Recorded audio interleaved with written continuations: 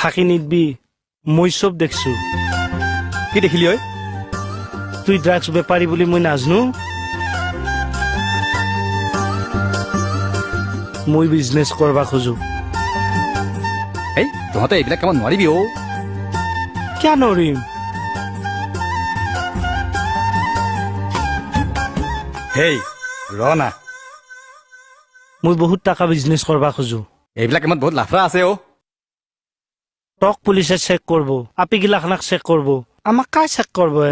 এইবিলাক কামত তহঁতে নোসোমোৱাই ভাল হ'ব বুজি পাইছা নহয় বহুত লাফৰা আছে ইয়াত এই মোক মালিকাৰ ওচৰত লৈ নাযা কিয়া মালিক বল না বহুত লাফৰা আছে তই অলপ টাচ নকৰচোন টাচ নকৰ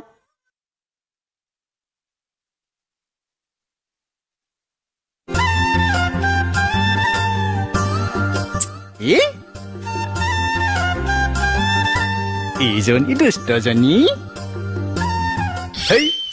What?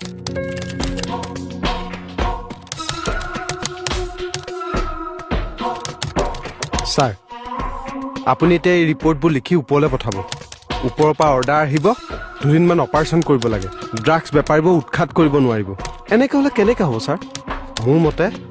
জীৱন দি হ'লেও কিন্তু এই ড্ৰাগছ বেপাৰীবোৰক উৎখাত কৰিব লাগে কৰিব লাগিব এই ড্ৰাগছে একোটা জেনেৰেশ্যন শেষ কৰি দিছে এই ড্ৰাগছৰ কবলত পৰি বহুত প্ৰতিভা অকালতে ধ্বংস হৈ গৈছে টিভি নিউজতো দেখি আছো ছাৰ বলিউডখন কেনেকৈ ধ্বংস হৈ গ'ল আমাৰ ইয়াতো বহুত সৰু সৰু ল'ৰা ছোৱালী ড্ৰাগছৰ কবলত পৰিছে য'ত যি হয় হৈ থাকক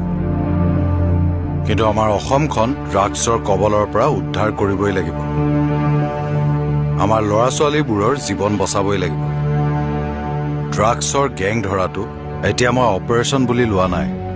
মিছন বুলি লৈছো হয় ছাৰ